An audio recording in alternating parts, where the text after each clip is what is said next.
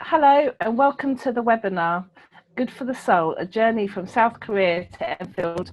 My name is Hannah Dyson from Enfield Voices and Global Net 21. And this is one of the webinars that we do talking to people doing extraordinary things. And today we're talking to Father Taemin Oh, who is a priest in charge of a thriving Saint George freezing water church in Enfield. He's made a real success of bringing the community together, creating an environment where people feel at ease to get to know and support one another and explore spirituality too. Pillars of the community, they have been busy keeping people positive during lockdown with the uplifting nightly live streaming Thoughts for the Night. In this webinar, we'll explore what it is to successfully adapt to change or adversity in our life and why change can be positive. It's sometimes important for our growth as individuals. So welcome, Father Taemin Oh, to this webinar. Hello. Thank you for having me. Well, thank you very much for agreeing to be interviewed. This is brilliant. No, I know you're brilliant, very busy. brilliant. Oh yes, because like everybody else. Well, yeah, just really happy that you're with us. Father Taemin, you were born and grew up in South Korea. We'd like to know, from your perspective, what was it like growing up then? How does it influence you as an adult now? Well, let's say I was born and bred in South Korea, and then I came here in 2001. I think the 1st of June. I do remember the date, because the Korea is not one of the countries that is well known to the UK citizen. Well, that's how I feel. And Korea is absolutely different, quite different from the UK, for example. You know, the way we actually structured in our societies is different. We still value more about being a part of the communities. And then that sometimes means the family communities, but sadly that family connection is vastly disappearing, to be fair. But we have a very strong tendency of being a part of a organizations. That is sometimes that tells us who we are, and that is big part of our individual identity. But I think in the UK, well, let's say the Western world in general, my perspectives, because I'm an Asian man, and then we have a bit more individualism. That's what I can see. So the growing up in South Korea, well, as you can imagine, going to school, we have a very competitive, educational system. So we had to spend awful lot of time in the school, in my secondary school, probably, and then later on before the university level, I was absolutely busy in doing long hours, extremely long hours of tuitions, etc. And then, of course, as you know, the Korea is one of the countries that divided, by North and South, and then the war between the North Korea and the South Korea, which a long time ago the UK, the troops, British, the troops came and supported the South Korea as a part of the UN, and the war never stopped; it just ceased from 1953 onwards. So that means all men, unless you are a son of God, we have to serve our country. We have to go to the army or the air force or navy. You have to actually do it. So I spent 2 years and 2 months in the Korean army. So I was drafted by the Korean government. So that was part of my experience. And then I went to a university there and then decided to explore a bit more different path, because my first degree is actually the business management. And then I decided to come here to study the sound engineering. Yeah. And that's how I think I ended up being UK. Wow, so it must have really shaped you actually being in the army in South Korea, giving you that extra discipline, I'm guessing, that must have been well, let me put it in this way. You can say that's a discipline, but you may also say that's a completely wasting of your time, because when you go into the army, all the virtues and then the things that you hold on to, you have to actually let it go. And then hostility, because we're talking about the war, and then all the skills and then information that you have to actually gain as a soldier is something that you can use well, for a killing situation. So that was really, really hard. And then all the army marching songs, I used to hate them because I felt they're actually taking my brain. And at the end of the day, you don't think, because that's a part of training, the purpose of training, isn't it? Your body needs to be react, not you have no time to think if you go into the battlefield. So yes, in a way, it helped me. I think it helped me to learn something about patience, being patient. Once you are in there, you have only 21 days that you can spend outside of the barracks. So it's quite tough. And then this is what Koreans saying, is that that's when you actually say goodbye to your the girlfriend, because they will find another boyfriend. It happened to me. Because it's 2 years, it's a long time. Yes. Yeah. It's quite hard. Can you not? You can't use the telephone at all when you're there. I think things has changed, so they can actually send an email back and forth. Nowadays, that's what I heard. But in my time, I went to the army in 1996, so it was impossible. Wow. So you're kind of quite used to kind of adapting. So obviously you had to adapt when you came over to the UK in 2001. So you were like studying when you first got to the UK, or did you do both? Yeah, I came here to study, because English is not my mother tongue, so I had to study English first, and then I went to kind of a specialized school for the sound engineering based in London. So I spent some time there. And then while I was studying, I got involved with the Korean chaplaincy, which then was newly established and based in one of the parish churches in Munster Square in the central London area, so very close to Camden. So, and then I got involved with the chaplaincy activities. And then one of the biggest activities that we used to do is actually in organizing different sort of cultural festivals. So we developed that further. So we created some own initiatives, and then I ended up organizing different cultural festivals, such as rock concerts, and then all talks, and then exhibitions in British Museum, V&A. Even I had an experience working with the Bonhams, and then and then film festivals. I used to work with Prince Charles Cinema, because that was then they had the single biggest screen then in Soho. So that's a bit of the background. And then while I was working that, I had to I keep in touch with my church, and then the English vicar. I had a conversation over the pint, and then he suggested things, and then so I ended up being here.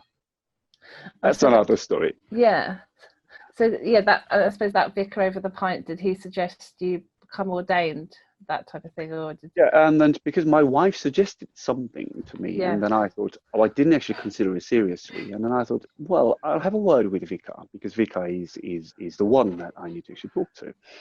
And then his response was quite surprisingly good.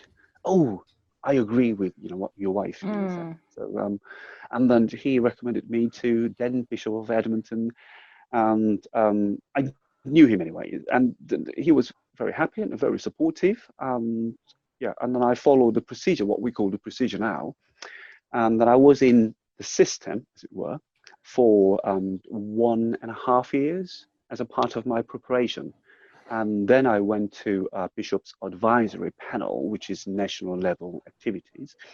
And then they recommended me as a full-time minister. So with that recommendation, and Bishop of Edmonton sent me to the Theological Training College. And then later, in 3 years' time, I was ordained a deacon. Not long ago. So did you feel that kind of all happened quite fast, that you came to the UK in 2001, and that you had so much success. Were you surprised at all the success you had, and was it exciting? Yes. To be true, you know. Well, think about it. An Asian man who has a business background, and then who came to this country to study sound engineering, working in very different, the field, completely different area, working with companies. And then media companies, mainly film companies, musicians, professional musicians, and then that was, I have to say, good old days. And then suddenly I changed my direction of my life. Yeah. And then I used to say, me, Vicar? No way. That was me. Yes, because whilst you're doing a rock concert, going from a rock concert, on the VNA to Vicar, I suppose it is, quite change. Yeah, it's a big switch, I have to say. Yeah. And it's interesting that your wife, she obviously knows you very well, and she suggested that to you. Had you had it in your mind a little bit, or was that the first time you thought about studying? Well, I was laughing. I was laughing, to be fair. And then I used to say, if there is anyone who would suggest me to consider some kind of vocation and working as an ordained minister in the church, or whatever format that we're talking about, and then I used to say, well, ask my wife. If she says okay, well, and then I will consider it, because I thought she would say no. But actually, it was my wife who strongly suggested me to consider to explore this way. So who knows? Well, I guess your wife knows you the best out of everybody, apart from, I guess, your parents. So I guess it makes sense. I guess it makes sense. To have, and it's great that you've got that support as well. Yeah, I have to say I'm really lucky. Yeah. Yeah, you've got a lovely wife and son. And when you, what were your first impressions? I'd like to know of the UK. So when you arrived, I don't know what airport you arrived in. Oh gosh! What were your first impressions of people? Yeah, it just reminds me of my first day. I arrived at the Heathrow Airport, and then the Terminal 3, and it was jam packed. And then now I can understand a bit of dialect. Different ethnic groups have a different dialect, and I think it's the first impression. When I first landed at the Heathrow Airport, I thought I landed in Germany. Oh. Because as a first-time visitor to the UK, what you'd possibly imagine back in the South Korea is a British English. It doesn't necessarily mean the Queen's English, but the BBC English. But it's not. Yeah, I now know. I understand that a bit better than then. But because of their accent, I thought they were all speaking German. Yeah. Because of that short accent, So I thought, wow, that's different. Yeah, that's really interesting, because English and German used to be the same. Yes, in the language. We'll have the same root, or the similar root, but but in terms of pronunciation, that was absolutely different. And then I assumed that I had a very strong American accent. I must have, because we study American to English, films and stuff. Yes. So it's more familiarized with the American way of saying it, but that was a shock. You don't sound American nowadays. I don't know. Make them out.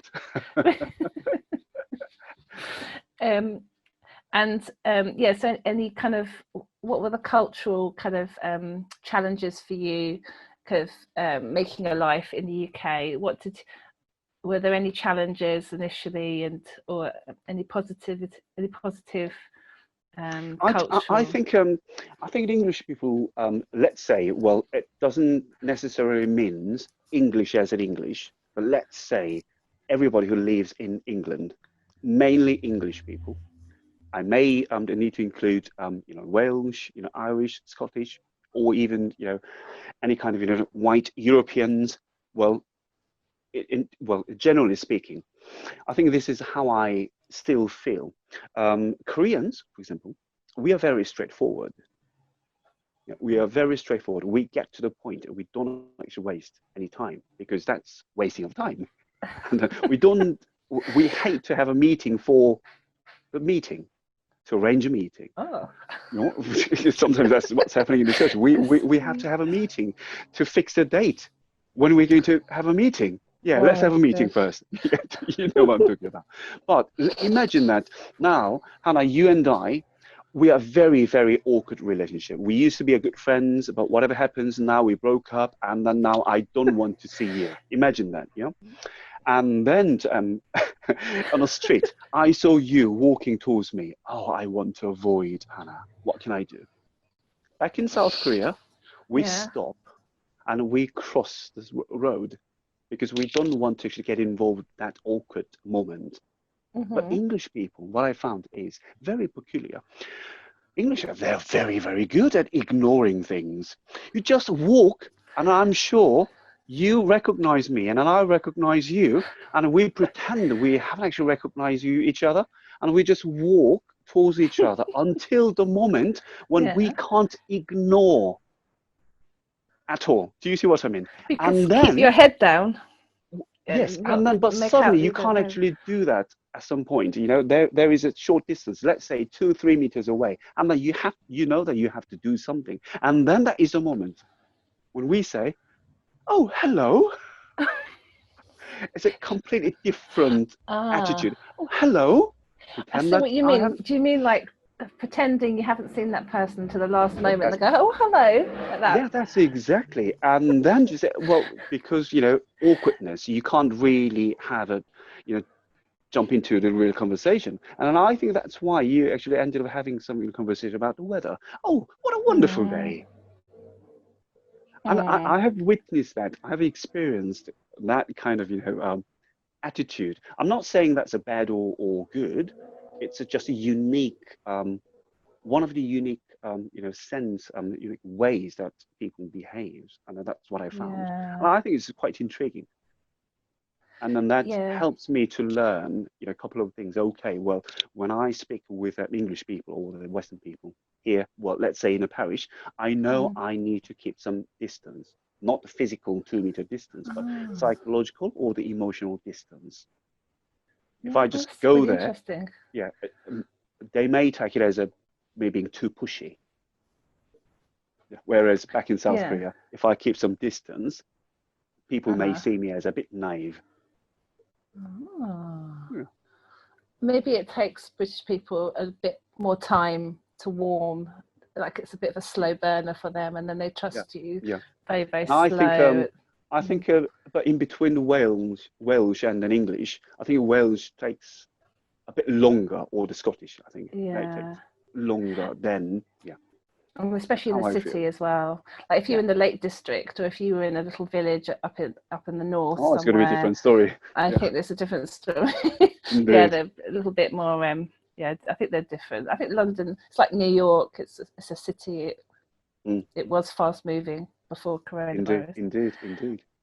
And so you've got like a big history of like music, Father Taemin.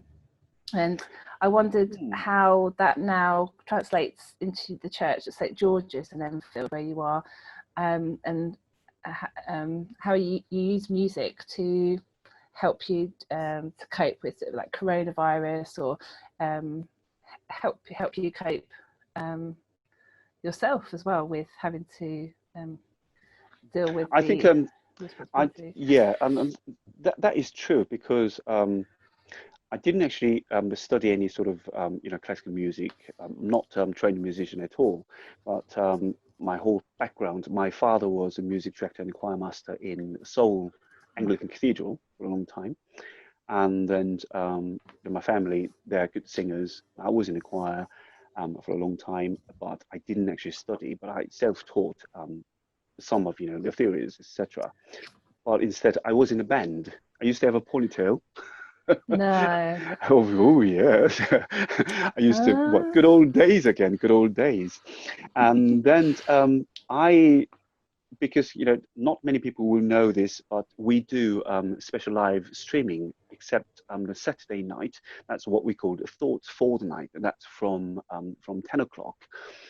And then the purpose of that, the live streaming, let's say 30 minutes, sometimes 40 minutes, a bit longer, sometimes a bit shorter, but that is to give a bit of, a positive impact, to make a positive impact on the people's life, mainly the people around this, an area, the freezing water. And what you will remember that, the Christmas Eve, it's really difficult for you to sleep, isn't it? And then Christmas Day morning, your body reacts and you can actually wake up like a spring, poof, like that, because you know that in your brain knows that, okay, there must be a Christmas present under the Christmas tree. If you have something wonderful in your brain, and as you go to your sleep, that creates a wonderful energy.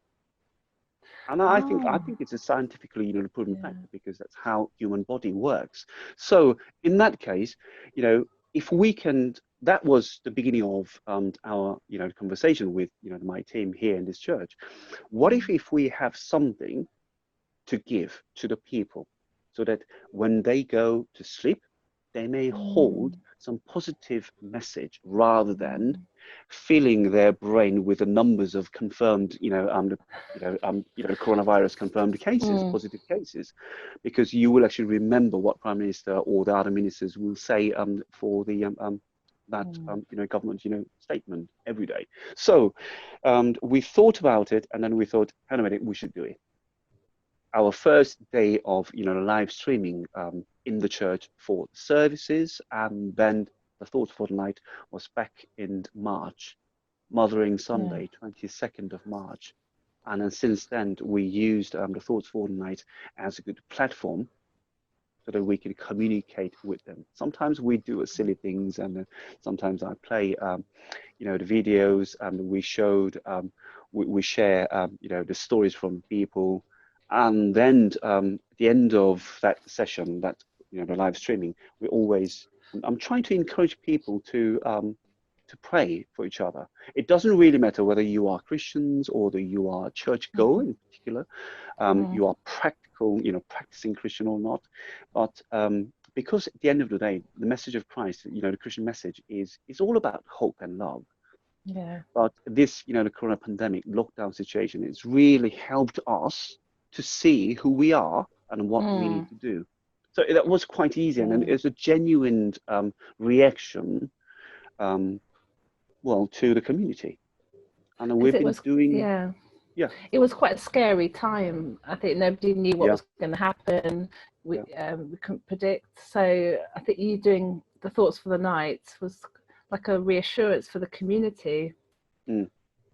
And I think we established, good virtual community. So we have a regular people who are tuning in to our Thoughts for the Night. And one particular lady, she lives in Dublin, and she went to the hospital, and then sadly that time, the hospital was has to be a lockdown.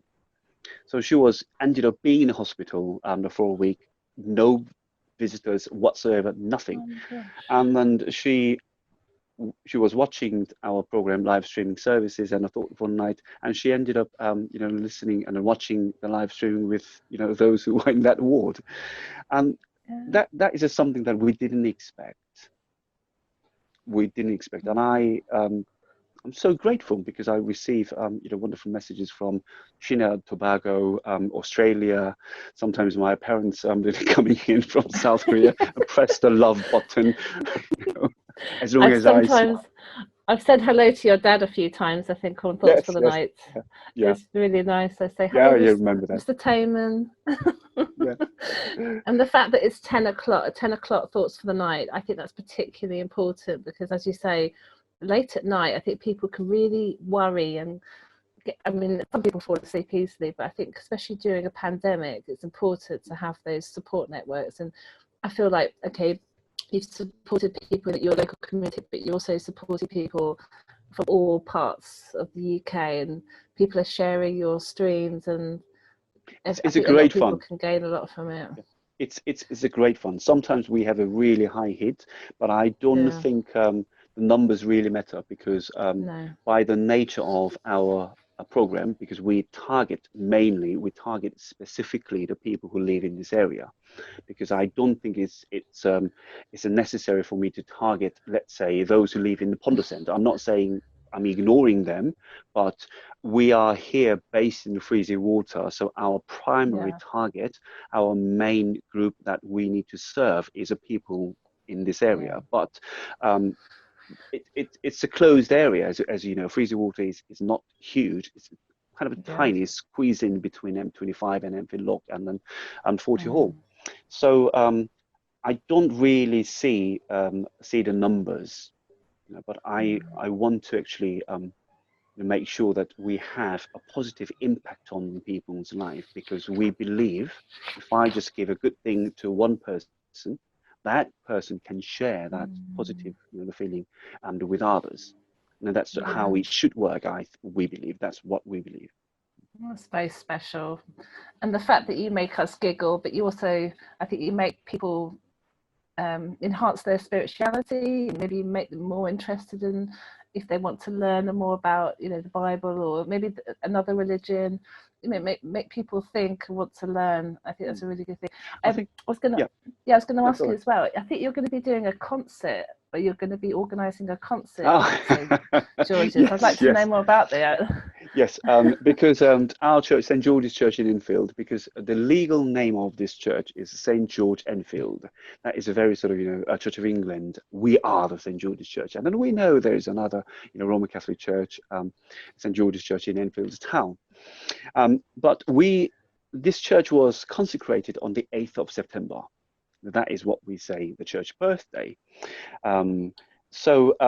We know we had to do something. We have been doing the wonderful things, and then the people used to, you know, raise some money to buy some religious items for the church, and that has been wonderful. And we have beautiful, you know, statues which we use for our private prayers now.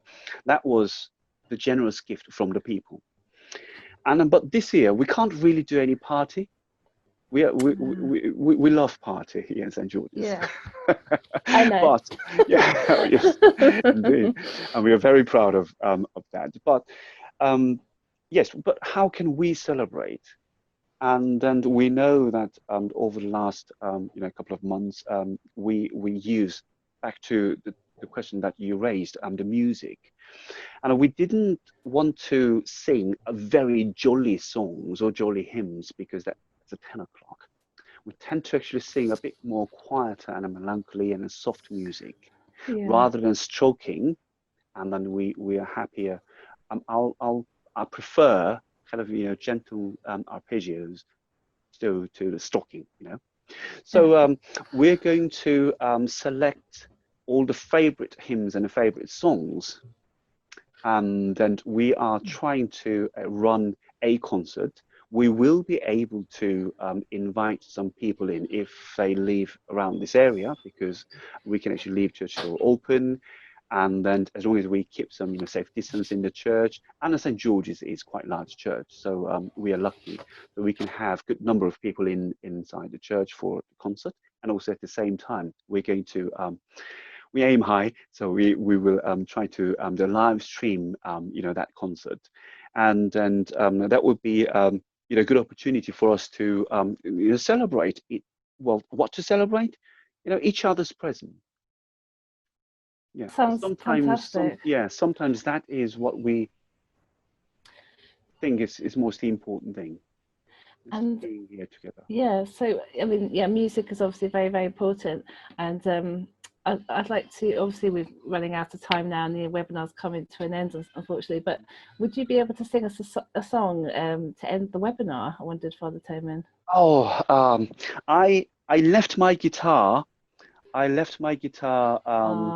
In the church, and then I have my own guitar, but that guitar has you know, the mechanical head is broken, so I can't really sing. Oh dear. Don't worry, no worries, Father Taemin. I'm terribly sorry. It was fantastic. We can do another webinar with a couple of songs in, if that's okay with you. But I'd like to thank you so much for, you know, agreeing to talk to us about a very small amount of things we could talk to you about, because we could talk to you for about 3 or 4 hours. But yeah, maybe come back and do another webinar with us. No, you're welcome. But you know, I do appreciate it. Thank you for inviting me, and it's great to be here. Bye.